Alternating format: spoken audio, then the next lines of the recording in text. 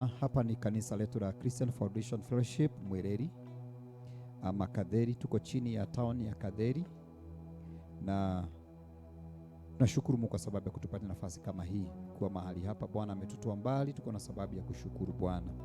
Tunakaribisha wote ambao pia wanatutazama katika runinga ya Gospel Voice TV siku ya leo kwa jina la Yesu. Ningependa kuongea siku hii ya leo neno hili ambalo Bwana ameweka katika moyo wangu kuhusu kudhibitisha wito na uteule. Bwana Yesu asifiwe. Kudhibitisha wito na uteule, ama kwa kizungu confirming your calling and election. Praise the name of the living God. Na neno hili nitalizungumza tu katika kitabu kimoja tu, katika kitabu cha Petro wa pili kuanzia hapo 3 mpaka mstari wa 11. Taongea hiyo mistari 8. Na Petro ambapo alipokuwa akiandika kitabu hiki, kwa sababu niko katika mahali pa kusoma theology, ningependa nipatie taarifa kadogo tu katika hili andiko ama kuhusu Petro.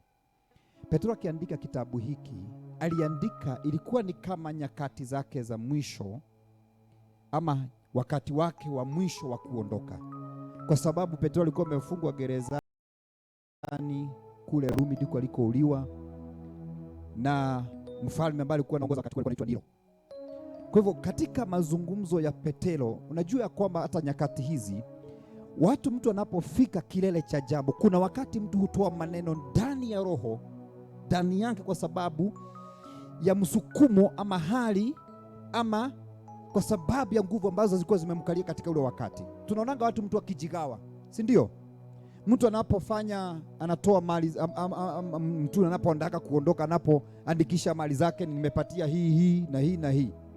So Petro alikuwa katika hali kama ile wakati akiandika maandiko haya.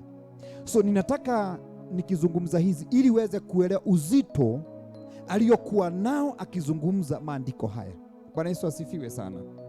Na tukisha kuelewa hivyo, tuone ya kwamba Petro akizungumza haya maandiko, kulikuwa na changamoto ambazo zilikuwa na wakati ambapo watu kulikuwa na mafundisho ambayo yalikuwa ni potovu, na pia alitaka hawa watu ambao alikuwa anazungumzia waweze kushika andiko hili na kushika maneno haya, hata kama hata kuwa na maneno mengine ya kuzungumza. Haya maneno yangeweza kusababisha Mkristo aweze kudhibitika.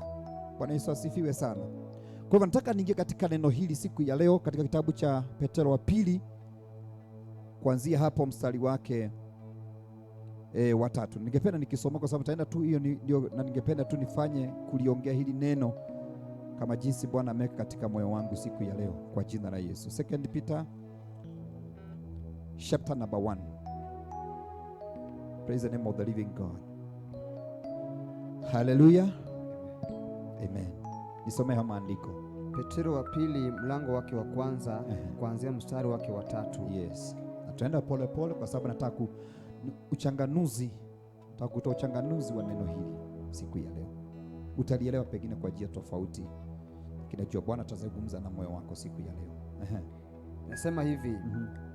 Kwa kuwa uweza wake wa uungu umetukirimia vitu vyote vipasavyo uzima na utauwa, kwa kumjua yeye aliyetuita kwa utukufu wake na wema wake mwenyewe. Basi kuna kitu ambacho Mungu amefanya kwetu sisi wa Kristo ambacho tunahitaji kujivunia sana, na kuna mambo hatutasimamisha, hatutakuwa na nafasi ama hatutakuwa na kitu ambacho tutakachosimamisha mbele za Bwana.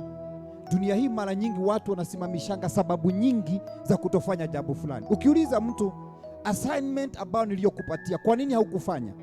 Mwanadamu atakupatia sababu, atakwambia sikuweza kwa sababu sijui masaa, sijui kitu fulani nilikosa, sijui nilichoka sana, sijui kulikuwa na hii. Hizo visababu zote, maandiko inasema ya kwamba Mungu ametupatia kila kitu ambacho kinachotupasa sisi katika mambo ya kiungu.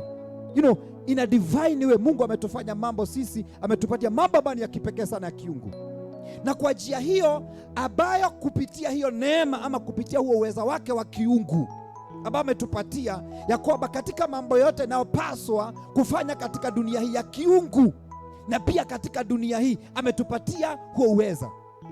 In other words, we have everything that we need to fulfill our calling, to fulfill our ministry, to fulfill our purpose. God has given us. Bwana Yesu asifiwe. Hata mimi mwenyewe hakuna kitu takachosimamisha mbele za Bwana, maana neno hili linasema kwamba uweza wake wa uungu umetupatia mambo yote, si mambo kadhaa na kadhaa, mambo yote tunayohitaji kwa ajili ya uzima na uchaji wa Mungu. We have everything. Ukiona mtu analemewa na kazi ya Bwana, ukiona mtu amelemewa na assignment yake, hakuna kitu ambacho Mungu ulikuwa unahitaji akupatie amekosa kukupatia. Nakumbuka wakati nianza kutaka kufanya crusade, kuna wakati nianza kulalamika, nikaambia Mungu, niko na tuvyobo kidogo na zinasubua sana, nikitoka zingine zinachomeka. Lakini Mungu aliniambia kile kwanza nimekupatia, aminika nacho. So it was there. Praise the name of the living God. Na wakati tumeanza, ndipo Mungu ameleta hizi zingine zote wakati amenipata katika kazi yake. Praise the name of the living God. Meaning haufai kupatia Mungu kisababu chochote kile ya kwamba siwezi nikafanya jambo fulani, siwezi nitakutumikia, siwezi nika accomplish purpose hii, kwa sababu maandiko yanasema kwamba God has given us everything that we need. Praise the name of the living God. Na ndio Paulo alikuwa na ujasiri huu wa kusema ya kwamba, na remember ya kwamba Paulo akihubiri katika nyakati zao hakukuwa na vyombo kama hizi, hakukuwa na magari kama haya. Akina Yohana, mtu anahubiria watu maelfu. Ukisoma katika kitabu cha Matendo ya Mitume, niambie kuhubiria watu 3,000 kwa ibada moja, watu 5,000 kwa ibada moja, na hakuna vyombo, ni sauti tu ya mdomo. Na they did it. Paulo, hebu angalia safari ambayo amesafiri katika mataifa ili aweze kufikisha habari kwa watu wa mataifa. Paulo hakuwa na gari, Paulo hakuwa na ndege, hakuwa ni miguu na pengine farasi ama puda. Maana farasi zilikuwa zitumika na wafalme, kwa hivyo puda pengine ilikuwa inapatikana. Lakini alisafiri, na mimi nina complain kutoka na nyuki kutoka hakukuja hapa. Wewe una complain kukuja hapa kwenda kuhubiri mahali fulani. You have everything that you need to accomplish that purpose that God gave you. Praise the name of the living God. Ni kumaanisha hakuna kitu nitasimamisha mbele za Mungu nitakaporudi nimwambie Bwana, hukunipatia muda wa kutosha. Ataniambia I gave you time, enough time. I gave you everything that you needed. Nilikupatia chochote ulichokihitaji, nilikupatia zaidi, nikakupatia neema, nikakupatia roho wangu. Paulo alikuwa na Old Testament ambayo alikuwa analifaa kwayo. For us we have the New Testament and the Old Testament. Hallelujah. Praise the name of the living God. This is a big challenge to us. Hallelujah, Christians. Imagine usimamishwe siku moja na Paulo na mimi nisimame kando na Paulo. Kuna mambo sitazungumza, kuna mambo sitamwambia Bwana. Hallelujah. Akina Elijah na Elisha, nyakati zao ulikuwa wakati mgumu sana, wakati hata wakuuawa na mambo kama ambao walikuwa wanapitia. Hawa watu walikuwa na kipindi kigumu sana. Imagine Biblia hii haikuwa hata haikuwa imeandikwa yote, ikina ni wao wameandika. So you can imagine the challenges they were going through. But at their time, God gave them everything that they needed. Praise the name of the living God. In their time, hawaku experience Roho Mtakatifu wa Mungu, maana hakuwa amekwisha dhihirishwa. For us, we have the Holy Spirit, we have the grace. Kwa hivyo nyakati zetu ni rahisi kuliko nyakati zao. Umothio Paulo kama anaweza kupatiwa nafasi, na ninaomba mimi Paulo asirudi dunia hii, kwa sababu nyakati zake ziliisha. Akirudi dunia hii apewa nafasi nyingine, miaka 3 tu ama miaka 5, sijui. Wengine wetu tutaona ni kana kwamba hatukuwa katika dunia hii. It will be a big challenge. Hallelujah. Kuri andu mothe ni mangiukira ndigira mwathani matigoke wasikuje, maana itaonekana ni kana kwamba sisi hakuna kazi tunayofanya. Hawa watu wataona ni kama ni kutembelea ati ya kwamba huzuili kuhubiri, ya kwamba mko na gari ya kwenda popote ambapo kuna vyombo na mko na roho na neema. Ajiulize, niulize tu hiyo maswali, nisimame mbele zake, sijui nitajibu swali gani. Bwana Yesu asifiwe. Praise the name of the living God. And that's why Paul was saying, woe is unto me if I don't preach this gospel. Na nataka unahitaji kujitoa katika mahala hapa pa kuhubiri tu. Ujiulize, purpose yangu ni gani? Sema, woe is unto me if I don't fulfill my purpose. Praise the name of the living God. Hallelujah. Mstari huo mstari wake wa 4. Sikia. Mstari wa 4. Tena kwa hayo ametukirimia ahadi kubwa mno za thamani, ili kwamba kwa hizo mpate kuwa washirika wa tabia ya uungu, mkiokolewa na uharibifu uliomo duniani kwa sababu ya tamaa. Verse 5. Naam, na kwa sababu hiyo hiyo mkijitahidi sana kwa upande wenu, katika imani yenu itieni na wema. Sikia, kuna kitu Petro hapa anazungumza kwamba katika upande wetu anasema kwamba na mutie bidii. Mutie nini? Bidii.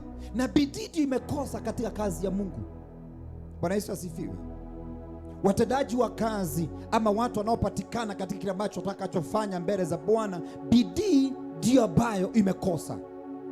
Lakini wapenda niwaambie, katika mwito wako, wacha kuangalia ni nani ambaye anakuzuilia. Wacha kuona uzito ambao ulio pande na pande.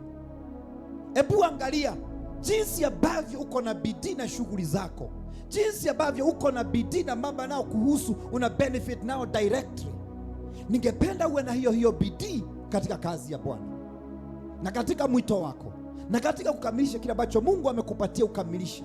Ndipo Petro anasema kwamba lazima, na wapenda unisikizeni, ijapokuwa tumepewa neema, ijapokuwa tumepatiwa Roho Mtakatifu wa Mungu, kuna nafasi ya mwanadamu ambao Petro anazungumza ya kwamba muwe na bidii. Be diligent. Praise the name of the living God. Hallelujah. Jasa jiulize swali hili katika kazi ya Bwana. Ni watu wangapi wako na bidii kwa sababu ya kazi hii walioitiwa kufanya? Hallelujah. Bwana Yesu asifiwe sana. Ona watu wanang'ang'ana. Mtu utakuta kwamba kazi yake ako na bidii sana katika kazi yake. Na ndipo maandiko inasema kwa alaaniwe afanya kazi ya Mungu. Kwa nini? Kwa mkono mlegevu. Sasa unahitaji kujiuliza, ninapofanya kazi ya Bwana niko na bidii katika kazi hiyo? Bwana Yesu asifiwe. Where is your diligence? Yesu agosho nakuja kanisani ni kusukuma, mtu anasukumanga watu, oi simuombe, simukuje katika ibada, simukuje mfanye kazi fulani, simfanye jambo fulani ambayo ni kazi ya Bwana. I wish kanisa mungekuwa na bidii. Meninyonga. Hallelujah. Praise the Lord. Kama ungekuwa na bidii na kazi hii, as God says in his word, he says he is a rewarder of them that diligently seek him. Wanaomtafuta kwa bidii, he is a rewarder. Bwana Yesu asifiwe. Praise the name of the living God. Hallelujah. Kuna mtu mmoja alikuja akaniambia kwamba pastor, unatuambia sana tufanye kazi hii kwa bidii, nijitolee usiku na mchana. Na pastor, wewe ndio umeitwa. Aje ni nini jitu? Nyiki. Wakashoki. Aliniambia mimi ndio nimeitwa. Hallelujah. Bwana Yesu asifiwe. Pastor, wewe ndio umeitwa. Lakini wakati niliitwa na mimi nilikuita, Paulo alisema aje? Follow me as I follow. As long as nilikuita kiremi, nilipoitwa nikakuita nikakwambia kuja, wewe ni Elijah, wewe ni Elisha, mimi ni Elijah, fanya bidii yako. Bwana Yesu asifiwe. Wengine utalipwa kwa sababu ulifanya bidii hata kama ulikuwa chini ya mtu. Bwana Yesu asifiwe sana. Hallelujah. Just get me this. Mchungaji ambaye amepatiwa uwezo wa kulea watu ama kupatia watu nafasi katika mahali pa kuhudumu ni kama CEO mahali, ama mtu ambaye entrepreneur kama ndugu yetu Bonia ambaye ameanzisha biashara na kampuni yake, alafu naajiri watu wengine wapatie nafasi ya kufanya kazi ili waweze kufaidika. Bwana Yesu asifiwe. The same case, unavyoajiriwa na mtu ambaye alianzisha kampuni yake ama kazi yake, na unakula kupitia huyo mtu. Unapofanya kazi katika nyumba ya Bwana, hata kama ni mimi nimeitoa, jua ya kwamba kuna ujira wako kutoka kwa Mungu kwa sababu ya kufanya hiyo kazi, na ifanye kwa bidii. Ifanye kwa bidii. Ifanye kwa bidii. Usiseme wewe pastor ndio uliitwa na mke wako. Tinyone nyumo etirwo. Detirwo kigwita. Niliitwa, Mungu akaniletea wewe. Fanya kazi hiyo kwa bidii. Bwana Yesu asifiwe. Fanyitana. Some mstari wake wa 6. Mstari huo wa 5. Sikia, anasema ya kwamba katika imani yako ndio uko na imani na unamwamini Kristo kwa sababu ulimpokea. Maandiko yanasema ya kwamba katika imani yako ongeza bidii, si ndio? Kwa hivyo ijapokuwa uko na imani, mpendwa Mkristo, ili kuweza kukamilisha mwito wako ulioitiwa na Bwana na kuweza kukonfirm ama kudhibitisha uteula wako, huo kutengwa kwako, lazima uwe na imani. Na la pili, ongeza bidii. Kuwa mtu mwenye bidii katika hiyo mwito na katika kazi ya Bwana. La pili. La tatu, kwamba katika imani yenu tieni wema, na katika wema wenu maarifa. Tieni wema. Who is a good person? Imagine Yesu mwenyewe anasema kwamba alipoitwa mwalimu mzuri, alisema don't call me good. Yule ambaye ni good, it's only the heavenly Father. Kwa sababu gani? Maana hili neno ni kumaanisha kwamba you can't be good to every person. Dakwera oguo. Ndio maana Yesu alisema hivyo. Kwa wale ambao walikuwa wanamsikiza na walimpokea, alikuwa wazuri kwao. Lakini Mayahudi na Mafarisayo alikuwa mbaya kwa wao. Lakini wote walikuwa wanasema wanaabudu Mungu gani? Same God. Let me tell you, as you do the work of the ministry, or as you do the work that God has called you, don't expect ya kwamba utaplease kila mtu. Not every person will be called you good, will call you good, but be good. Kuwa mzuri, kuwa na wema kiasi ya kwamba mwenye amekupatia hiyo kazi ataweza kushuhudia, aseme and you are good and a faithful servant you are. Be faithful to him, be good to him. Bwana Yesu asifiwe. And also vaa character hii, be good also to people. You may not please every person.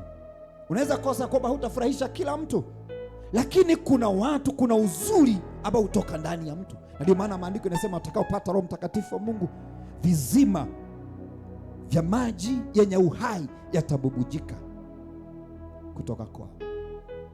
So there is goodness inafaa kufikia watu wengine. Naweza kuwa sitafurahisha kila mtu katika kanisa. No jago kenia duothe. No, at least can I put on the goodness in me as I serve. Praise the name of the living God. Wakati mwingine naga pengine nataka kufurahisha Kevin ni mfano, lakini pengine takwaza Minisarija, lakini kwa nimevaa uzuri. Lakini bora katika moyo wangu sikuwa na nia mbaya. Katika uzuri ambao niliokuwa nakusudia kufanya, sikuwa ninakusudia kuumiza huyu ama kuumiza yule mwingine, lakini nilikuwa katika hali ya kufanya kile ambacho napaswa kufanya. Bwana Yesu asifiwe sana. Praise the name of the living God. Kuna siku moja nilienda kuhubiri mahali mkutano, na nilikuwa nimefanya kurusini, kaeka mpaka vyombo. Sitasema ni wapi, kwa sababu hiyo mtu siku moja amekuja kuniomba msamaha. Tulikutana naye mahali ambapo hakufikia tunaweza kukutana naye mahali pengine. Tukifanya mkutano, nikaeka vyombo, nikaona nahubiri crusade. Hapa tuna nyuki hii. Kwani kitambo kidogo. Watu wamekusanyika na watu wamekuja. Na crusade imeshika. Watu wakuja na wakanizimia vyombo. Askari wakuja na wakazima vyombo. Na nikaambiwa nitoe hizo vyombo. kama mzee Romano tulikuwa na wewe wakati, sijui kama ulikuwa. Wakakuja wakazima vyombo, hata sikuhubiri dakika 3, hata dakika 5, lakini niliambia Mungu, wacha tu Mungu ijulikane akoba na kuabudu Mungu wa kweli. Siku moja saa hizi Mungu amenifungulia mlango kuingia station, kakutana na ile askari, nimeenda kuhubiri huko station, na ilikuwa ni porojo tu na siasa za watu. Sikuwa najua na nyuki iko hivi kwamba watu wanaweza kushikana mahali waseme huyu atahubiri huko, wachungaji wengine. Kumbe umepangiwa na mtu huyu amekuja frontline kuzuilia. Nikaondoa vyombo, kakutana siku moja station, nimetoka kuhubiri huko, akaniambia pastor, kuna siku ulikuwa umeweka crusade pale, siku unajua utakuja hapa, hiyo maneno kanyangia, unisamehe. Lakini alinitoa aibu. Bwana Yesu asifiwe. Hautakuwa mzuri kwa kila mtu, timiza mwito wako. Bwana Yesu asifiwe. Timiza mwito wako, timiza mwito, kwa sababu hapo ndipo utasimama mbele za Mungu, mwambie ulinipatia. Wanaweza kukudharau, wanaweza kuita majina, watu wanaweza kukukataza na kuzuilia katika mambo mengine. But let me tell you, unapofanya put on goodness, do it. Wakati wakina Paulo walikuwa na nyongwa, walikuwa na chinjwa, walikuwa na pigwa, sisi hatujafikia hicho kiwango cha kupigwa. Fanya mwito ambao Bwana aliyokuitia kufanya. Fanya, do it from your heart. Na nielewa. Na Paulo anapita, anapozungumza utasikia maneno akimalizia huu mstari vile ambavyo alivyosema. Tuendelee. Vaa uzuri, na katika uzuri, na katika wema wenu maarifa. Make sure unajua. Tumezungumza kuhusu mambo, we need a training. Wapendwa, tunahitaji kujua mambo. Bwana Yesu asifiwe. Sasa hii ninang'ang'ana masomo, niko kazi, niko na huduma, na nilikuwa nafaa kugraduate next year, lakini nimesukuma pande hii, kazi inaningojea, huduma inaningojea, hata wakati haupatikani. Ili tu niweze kujua. Kuna kati siku moja kuna siku moja nakumbuka nilihubiri maandiko, lakini nilihubiri makosa. Na hata nyinyi wakati mwingine mnahubiri, unajua wakati mwingine naweza kusikiza mtu usikie, kwanza saa hizi nimeanza kufanya hiyo cardiology, imenisaidia. Najua hiyo umehubiri, ungejua kuna mahali umepotoka, umeenda nje. Kwanza hii ujumbe mnahubiringi na inapendwa sana, utaisikia kila mahali. Wakati Uzia alikufa ndio nani mfalme aliona Mungu. Uongo. Sababu ya Uzia kufa sio ilisababisha Mungu afungue bingu ya kwamba malaika mtumishi wa Mungu aweze kuona mabingu yaweza kufunguka. Hapana. Ilikuwa imewekwa pale kwa sababu ndio jinsi ambavyo nyakati zile watu walikuwa na hesabu miezi na siku, walikuwa na nani alikuwa katika ufalme wakati gani na gani. So it only happened katika wakati ambapo huo mfalme alikuwa katika. Na maandiko mengi sana nasikia mtu akihubiri, nasikia you need to read the verse and the Bible from A. Bwana Yesu asifiwe sana. Praise the Lord. Kwa hivyo ongeza maarifa. Hawa watu wamesikia wamechinjiwa, kulikuwa ni wapi? Mombasa, Kilifi, kulikuwa unaitwa nini? Chakahora. Na mimi by the way, unajua kuna siku moja mimi niangalia TV nikaona mshirika alikuwa ametoka hapa na nyuki alikuwa. Na ni bahati hakunyokwa. Nakwambia ukweli. Si ni wewe uliniambia niangalie kwa TV ama? Nakumbuka akiniambia bwana, angalia huyu si ni fulani. Kabia rudisha nyuma tena. Newe ni yeye. Kwa sababu ya kwamba maandiko yanasema kwamba watu wangu wanaangamia kwa sababu ya kukosa maarifa. Na hivyo Petro anasema kwamba na katika hiyo yote mmefanya, mmekuwa na imani, mmekuwa na bidii, mmekuwa na wema. Katika hayo yote pia ongeza maarifa, ongeza kujua. Biblia hii wacha tu kukubali ya kwamba unasomewa na mchungaji. Wacha tu kugojea usomewe. Soma hii Biblia ijue tafadhali. Ili mtu akikuelekeza katika jinsi isiyofaa utamwambia, na hapo umepotea, hapo unanitupa. Bwana Yesu asifiwe. Praise the name of the living God. Kama sio hivyo, mmesikia hata wengine juzi, nimesikia tu hiyo pande za coast, si wengine bado wamekufa huko, si ndio? Kwa sababu gani? Kukosa maarifa. Na ndio maana unaona hata Wakristo hata saa hizi watu mnaendaga kwa diviners, unasikia Mkristo na ameokoka ameenda kwa muganga, na bado wako wapi? Ni Mkristo, kwa sababu ya kukosa maarifa. Petero akasema, na katika umekuwa na bidii na wema, basi kuwa na maarifa. Jua hii Biblia. Ukiuliza watu wengi hata saa hizi, ukimwambia nifungulie kitabu ya Kamau, utaona akianza kutafuta, maana hajui kama iko ama haiko, ataitafuta. Utamwambia kitabu, nifungulie kitabu cha Yohana, utaona akitafuta Old Testament. Hiyo ndio shida tuko nayo. Bwana Yesu asifiwe. Haleluya. Maana tumekosa maarifa. Na Mungu anasema nini? Ijapokuwa nataka kutimiza mwito ulioitiwa, maarifa make sure kwamba uko nayo. Ukiuliza watu wengi hapa, na naulizanga hilo swali, ukiuliza na wangapi ambao umekuwa mkisoma Biblia katikati ya wiki, umekuwa ukisoma Biblia kila siku? Acha kuhubiriwa, ulichukua Biblia ukasoma Biblia mwenyewe. Wangapi? Ogeni ukweli, kwa sababu mko mbele ya Roho. Sasa unaweza ukaona. Sasa utapataje maarifa ya neno la Bwana? Bwana Yesu asifiwe. Haleluya. Uko na simu ya smartphone, siweke hiyo simu yako ya smartphone reminder ya kusoma Biblia. Uiweke tu reminder ya kusoma Biblia, na usisome zile verses unataka. Unajua kuna watu wana select verses, and that's the biggest mistake, kwa sababu unachukua kavasi kamoja, hiyo kavasi kamoja ukikatafsiri. Sasa mtu mmoja alikuwa ananiambia, mimi nasomanga Biblia hivi, nashika Biblia hivi, ninafungua. Nikifungua hapo, ninajua hapo ndipo Roho Mungu anataka kunisoma. Nikamuuliza, na wakati utasoma mahali ambapo Judas alijinyonga, utachukua kaba uende ukajinyonge?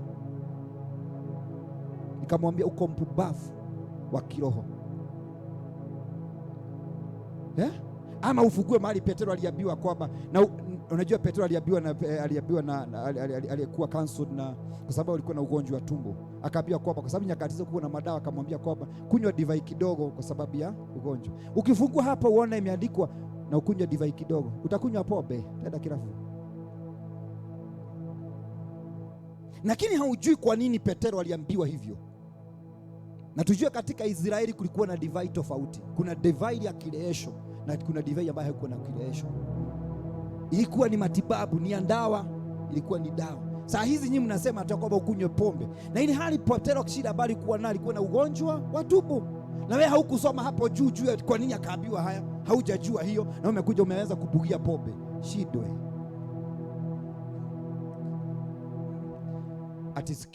Ati kidogo si baya kwa sababu ya tumbo. Wewe Petro, daktari alikuambia, Mungu alisema, na ni maandiko tu, umekuja umechukua tu ile andiko limeandikwa hapa. Ama uofugue mahali ambapo Elijah aliua watu, utachukua paga uende ukaua watu? Tunasema hii geshagi iko na manabii wa uongo, iko nao. Na nimeona maandiko imesema kwamba naye Elijah akachukua paga na akaua hawa manabii wa uongo.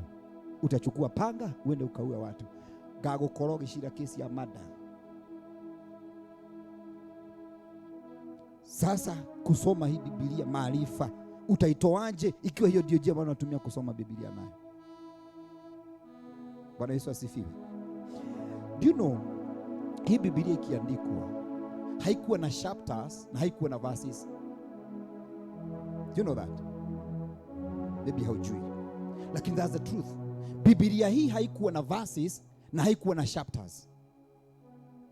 So kuna verses zingine katika Biblia unasomanga, ukisoma chapter number 1 unafikiria imeishia hapo, lakini kumbe bado inaenda mpaka chapter 2. It is a continuation of chapter 1 or chapter 2, lakini unafungia pale, so hauta get the concept mzima ya Biblia. That's why you need to read the Bible. Ukianza chapter ama ukianza mahali, Soma yote, soma yote umalize. Paulo anasema kwamba akiandika barua ilikuwa ni barua, so ilikuwa ni kitu kimoja imeshikana. Watu wale ambao wamefanya utafiti wa Biblia, ambao theologians ambao walikuja kuandika Biblia, kile ambacho walikuja kufanya ili kwa uwepesi wa kusoma, ndipo akakuja akaweka chapters na akaweka nini, verses. Haikuwa na verses ama chapter, it was comma and a full stop. Bwana Yesu asifiwe. Lakini sisi tunasoma Biblia, mimi napenda kuna ile maandiko iko mahali fulani napenda hapo.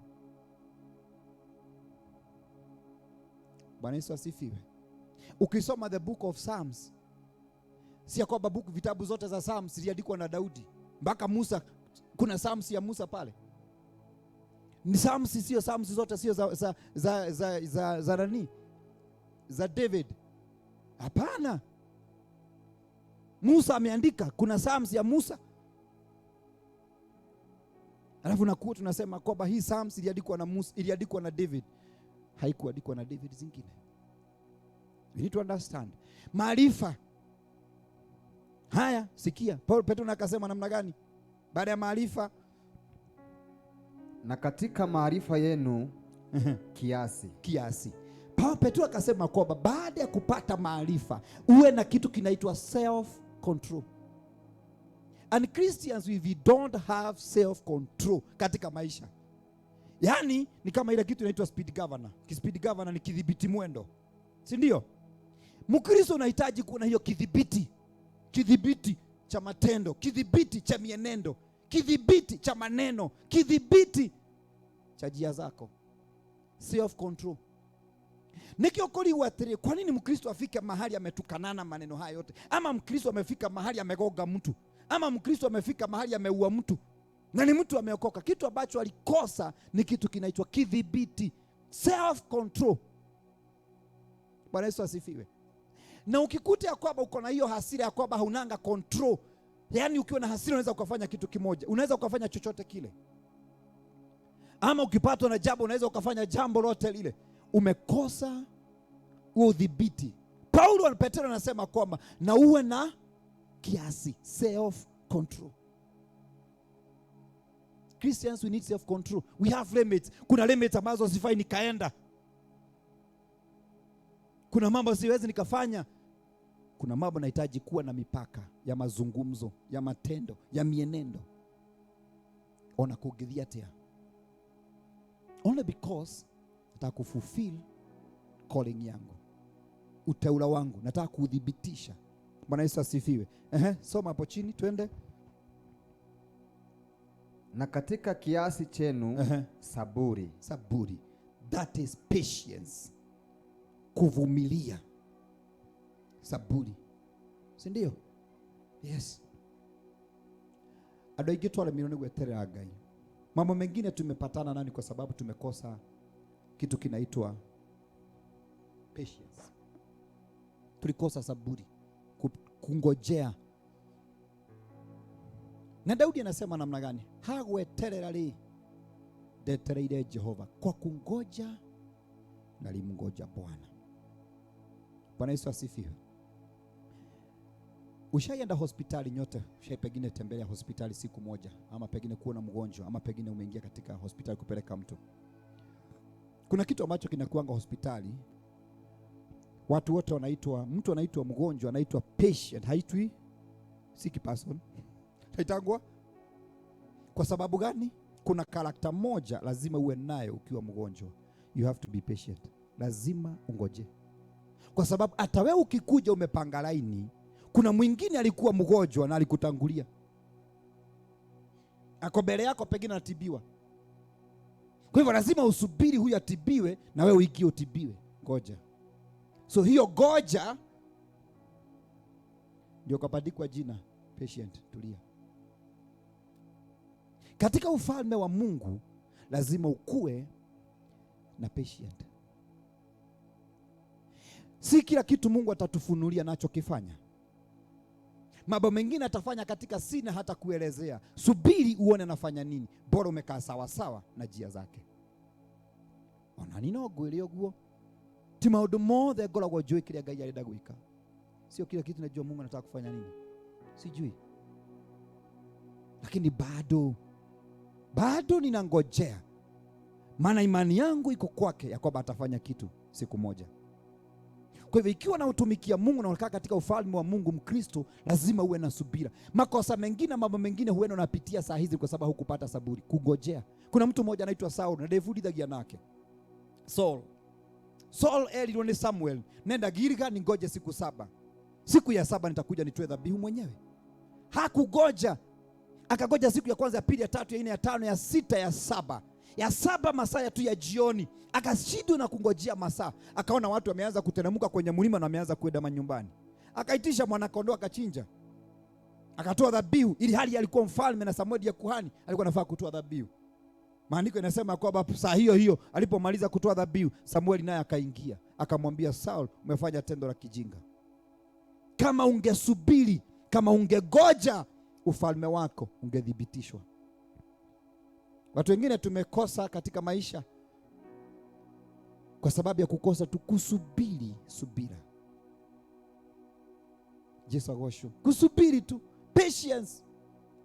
Mzungu naye anasema namna gani? Patience, peace. Subiri, ngojea. Bora niko sawa sawa na njia za Bwana. Bora ningali namtafuta Bwana. Kuna siku atakuja. Iko masaa atakuja. Baada ya subira, na katika saburi yenu utaua. Godliness. Kuwa na uungu ndani yako. Bwana Yesu asifiwe. Tawe uliatiri, the character I have, do I have the character of God?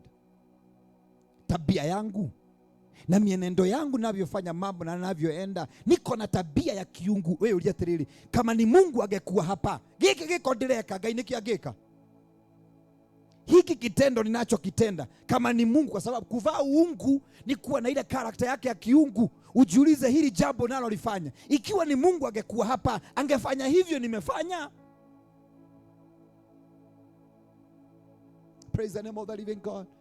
Kuvaa uungu ni kufanya jinsi ambavyo angefanya, ni kuvaa karakta ya kiungu katika hali na katika mambo. Yesu agosho. Haleluya.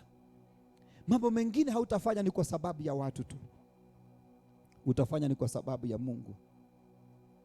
Sasa jiulize, yale mambo unayofanya inafanana na Mungu? Haleluya. Praise the name of the living God. Inafanana? Gai agikono agikate. Ukikuta mtu akona shida, Mungu angekuja mpate, angefanya nini?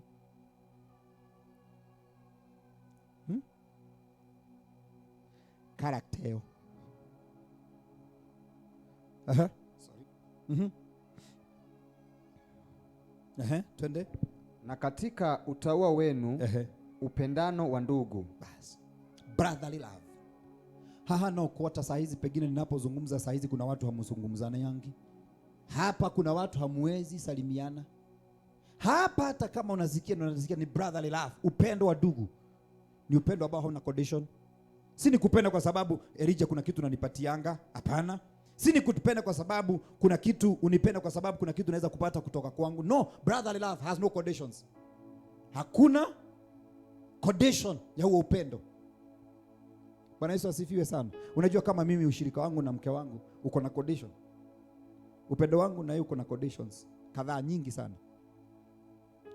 Simiadamana. Faithfulness, nimshughulikie mahitaji yake, ashughulikie mahitaji yangu. All that. There are different types of love.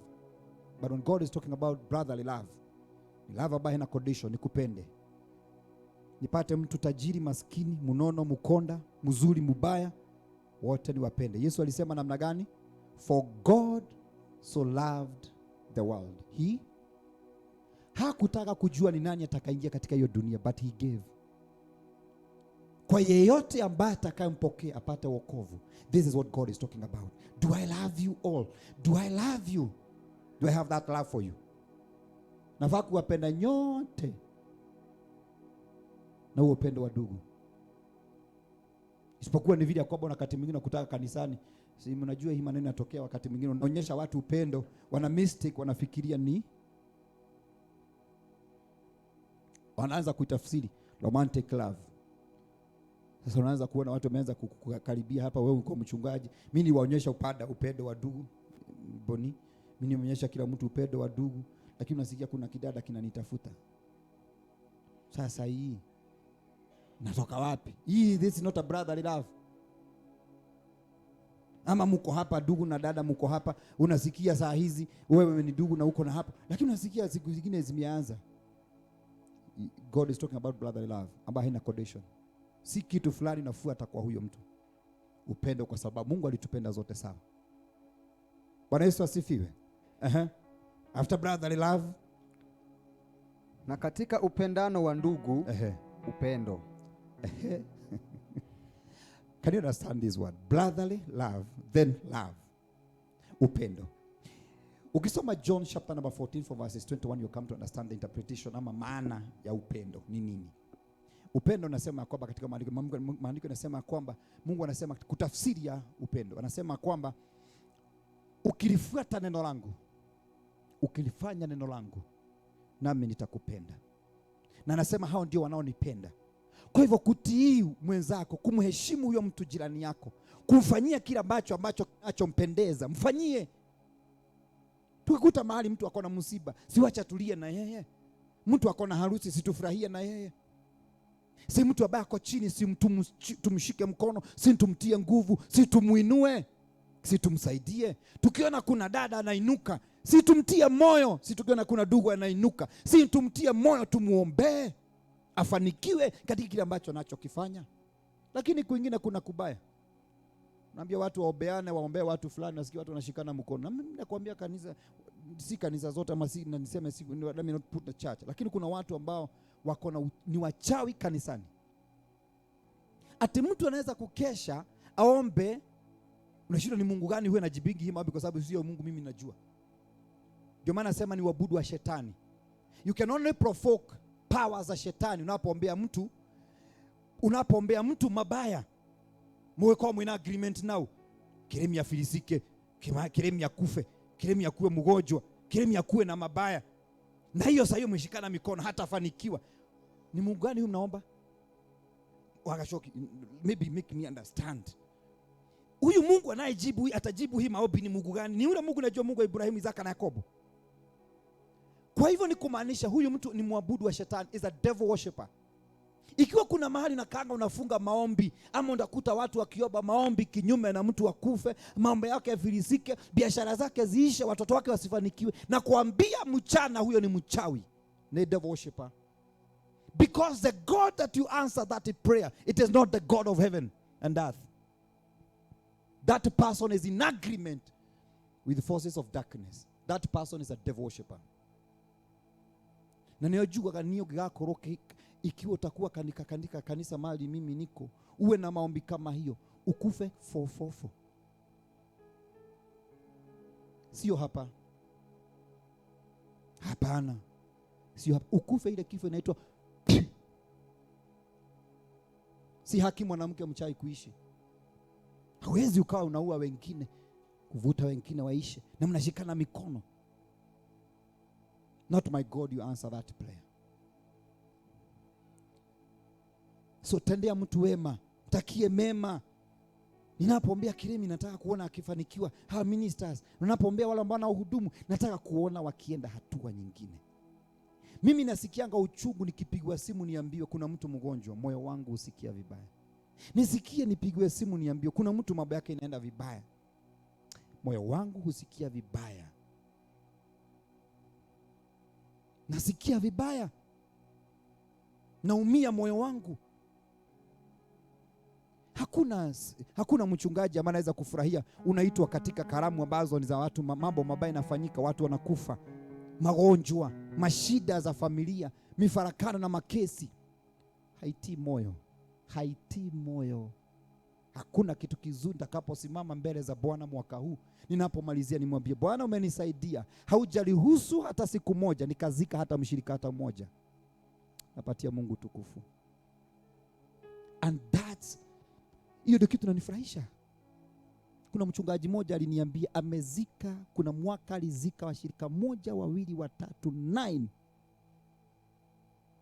Kiulia gai si kawaida kuona Mungu amekusaidia, umelisha kondoo kutoka Januari mpaka Disemba na wote wako wazima. Damwira thiaga ngithi mahoya ona ngithi mahoya makoma 40 days. Naendaga kushukuru Mungu nikimwambia Mungu, God, you have been faithful. You have been faithful. Mpaka nakumbuka mchungaji aliniambia kwamba watu walianza kusema ati kwamba anatoanga watu kafara. Ni kutoa anatoa watu kama dhabihu. Ni kuuza anauza watu. Mimi nikiona mmemalizia salama.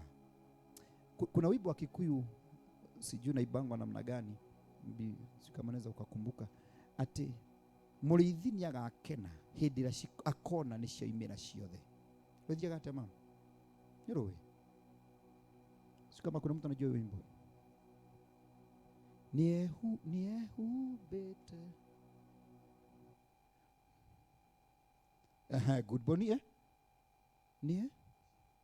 sema si enda tu uko sawa, niyo tune ni hiyo niehube thakame yothe guthaitha Ngai.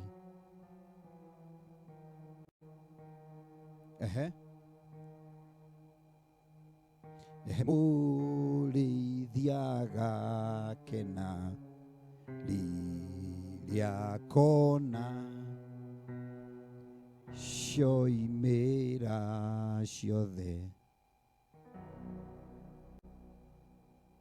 Bas, hakuna kitu kizuri kama umeenda kuchunga kondoo msituni, napotokea jioni uzione zote zimetokea. Bwana Yesu asifiwe. Hilo ndio ombi langu. Hiyo ndio ombi langu. That's the love that I have. Bwana Yesu asifiwe. Nione kila kondoo imemaliza safari mzuri. Hiyo ndio ombi la moyo wangu. Bwana Yesu asifiwe. That's the love that you need to have for your brother and your sister. Umuone amesimama. Umuone huyu mtu amefanikiwa. Uone huyu mtu mambo yake yameenda sawa. Utapatia Mungu tukufu. Praise the name of the living God. Hallelujah. Malizia sasa. Wake wa 8. Maana mambo hayo yakiwa kwenu, sikia. Maana mambo haya yakiwa kwenu na kujaa tele, yawafanya nyinyi kuwa si wavivu wala si watu wasio na matunda. Ni kumaanisha ya kwamba nyinyi hamtakuwa watu wavivu na ya kwamba hamtakosa matunda. Meaning utaishi kuzaa matunda ukiwa na characters hizi. Praise the name of the living God. Na kile ambacho Mungu anatafuta kwetu, na nakumbuka nikifundisha hilo fundisho ya kwamba Mungu anangojea tunda kutoka kwetu, fruit. Praise the name of the living God. Wazaa matunda aina gani? Niko na tunda ninalolizaa. Yawafanya watu kuwa si wavivu wala wasio na matunda, kwa kumjua Bwana wetu Yesu Kristo. 9. Maana yeye asiyekuwa na hayo ni kipofu. Sikia, mtu ambaye hana hizi characters ambazo Petro amesema, anasema kwamba huyu mtu ni kipofu. Praise the name of the living God. Anasema huyu mtu haoni mbali na ni kipofu. Kumaanisha kuna mahali ambapo hawezi fika. Kuna mahali hawezi kuenda. Hawezi kuona vitu vilivyo mbali. Amesahau kule kutakaswa dhambi zake za zamani. Sikia, mtu akikosa hizi character ni kusahau alisahau aliokolewa. Ni kusahau ameokoka. Ni kusahau kule ambako Mungu amemtoa. Ni kusahau ametakazwa. Verses 10. Kwa hiyo ndugu, jitahidini zaidi kufanya imara kuitwa kwenu na uteule wenu. Sikia. Kwa hivyo ndugu zangu na dada zangu, tieni bidii kudhibitisha mwito na uteua ambao mlioteuliwa. Ni jukumu langu mimi na wewe kufanya bidii Kwa hivyo hata kama tumeitwa na wengine tunazingizianga kila wakati neema neema, ni kuambia neema ipo kila wakati. Mungu amekupea neema kusimama. Kwa hivyo hautaleta kizingizio mbele za Mungu asema kwamba sikuweza. Mungu atakwambia my grace. Na ndio maana maandiko yanasema kwamba seek grace in the time of need. Hiyo neema iko wakati wa hitaji. Ipo. Fanya bidii. Thibitisha mwito wako. Bwana Yesu asifiwe. Malizia mstari wa 11. Alimalizia wa 10, anamalizia akisema maana mkitenda hayo hamtajikua kamwe. 11. Maana hivi mtaruzukiwa kwa ukarimu kuingia katika ufalme wa milele wa Bwana wetu Mwokozi wetu Yesu Kristo. Amen. Hadi mambo itakayosababisha hapa duniani ufanikiwe na pia kupokelewa juu mbinguni. Gaini yako ya characters ishi. God will check on these characters in us. For me to prove my calling, I have to make sure these qualities ziko ndani yangu. I have to. Ni kung'ang'ana, ndio Peter anasema fanya bidii. Fanya bidii. Mambo mengine haikuangi rahisi.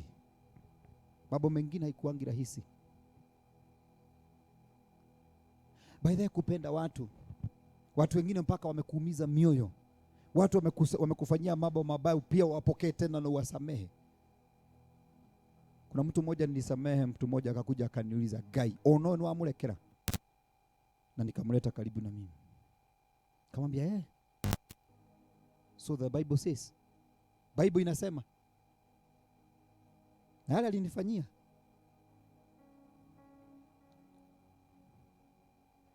Ndiye kwa doge tekia. Todaja tolile kanitha nuthu. Kimbado come. Yes. Ufanye? The Bible says so. Love again. Love this person. Forgive.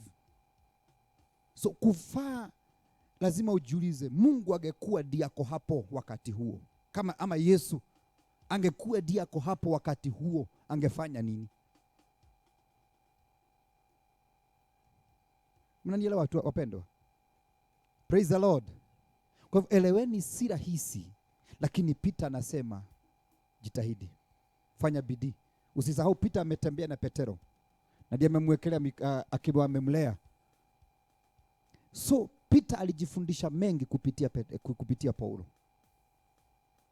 Peter pia, usisahau Peter pia bado alikuwa na huyu Yesu hapa. Amejifundisha mengi. Bwana Yesu asifiwe. So ikiwa alikuwa mtume na aliweza kuzungumza haya mambo, ni nini ingine ambayo tunaweza tukabadilisha? Na usisahau Petero, kifo chake kilikuwa kibaya sana, kwa sababu yeye alienda kusulubishwa kwa msalaba kama Yesu. Akasema, tafadhali mimi nisulubishe kama Yesu Bwana wangu, muninamishe kichwa chini miguu juu. Na akakufa kifo ya uchungu, na hakumkana Yesu, lakini bereni alikuwa amemkana. Praise the name of the living God. Christians, let me tell you, mwito huu ambao tumeitiwa katika ufalme wa Mungu umelipiwa gharama zito sana. Na ni mimi niweze kudhibitisha, to prove, to confirm my calling, ya kwamba si kazi ya bure ambayo Yesu alifanya, si kazi ya bure ambayo Mungu alifanya katika kuniokoa mimi. Fanya hiyo kazi ambayo Mungu amekupatia kufanya, hiyo huduma Mungu amekupatia kufanya, huo mwito, hiyo kazi ambayo unaoifanya, ifanye kwa moyo wako wote na kwa bidii. Bwana Yesu asifiwe. Hiyo ndio utakayoingia nayo mbinguni. Na hata Yesu alisema katika maandiko, taitisha talanta, leta.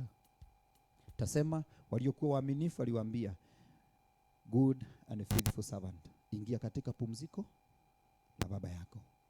Mwenye alikuwa ambaye hakuwa mwaminifu, ingia kwa jehanamu. So kile tutakachosimamisha takapokuingia mbele za Bwana. Wengine hapa mtaambiwa ulikuwa na Pastor Raba ni kule duniani na alikupatia nafasi ya kuhudumu na ukaondokea na ukakataa kufanya hiyo kazi. Ugeshiria it was a joke. hiyo nafasi tuko na wewe hapa katika dunia hii. Bwana Yesu asifiwe. Na mimi pia nitaulizwa, hao watu niliokupatia ulifanya na wao nini? Haleluya, haleluya. Kila mtu ako na laini yake ya kutembelea. Uko na ligi yako ya kupitia, ya kukimbia. Kimbia bio yako mpaka mwisho, umalizie salama. Haleluya. Bwana Yesu asifiwe. Rudia haya maandiko kwa wakati wako. Jiulize hili swali. Do I have these characters? If hii ndio kama sheti itakayoniingiza biguni, nisimame mbele za Bwana, nitakuwa. Nilikuwa naangalia kitabu cha Ufunuo na nikaa nikijiuliza kuhusu maandiko yanazungumza kuhusu hawa wazee 24 ambao wanaangukanga mbele za Bwana kila wakati.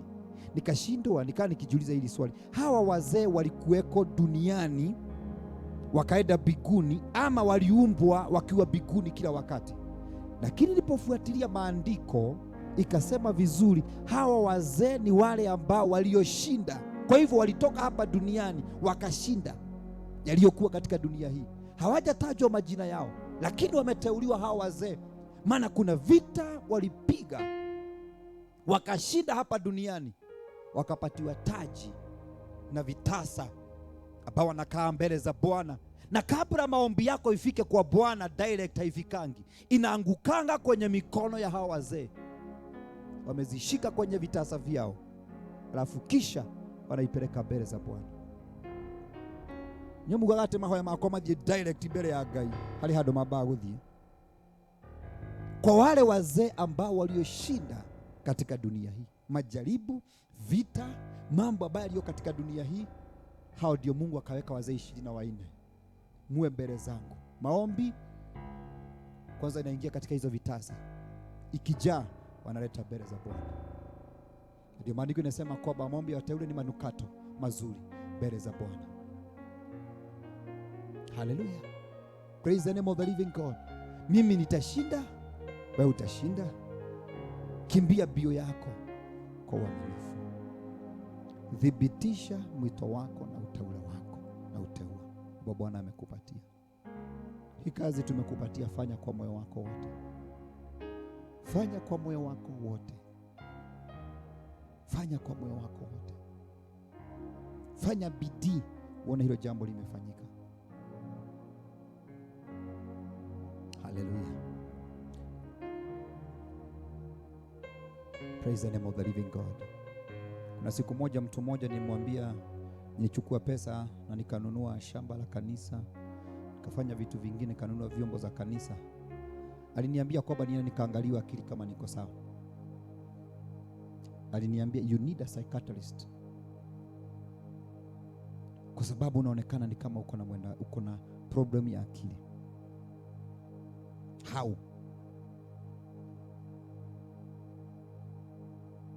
Lakini mimi nafanya bidii kwa sababu ya mwito ambao nimeitiwa. Some things my people might not understand you. Watu wanaweza kushindwa, kwa nini wakashoki kuja hapa asubuhi na mapema? Kwa nini ashas mjifuatu mfunge hapa? Kwa nini did you kuja hapa uongoze maombi na kwazi uko na shughuli zako? People may mistake you. People may mistake you. Lakini tutakaposimama mbele za Bwana, kile kitakachotetea matendo, uteua wako. Bwana Yesu asifiwe. Haleluya. Nami nataka kuomba na nyinyi, lakini nimeamini ya kwamba umeelewa ya kwamba kila kitu nacho kihitaji kwa sababu ya kukamilisha mwito na kazi ya Bwana amekupatia katika dunia hii. It is there with you. You have it. You have it. Paul, you have it. Don't say sijui. Don't. It is there. Iko. Whatever you need. Naamini haya maandiko ni ya kweli. Na ni maandiko ni kweli. Peter akiyazungumza, anajua kila kitu kiko unachokihitaji. Haleluya. Bwana Yesu asifiwe. Naomba tu tusimame na miguu yetu tunapomalizia kwa jina la Yesu. Haleluya.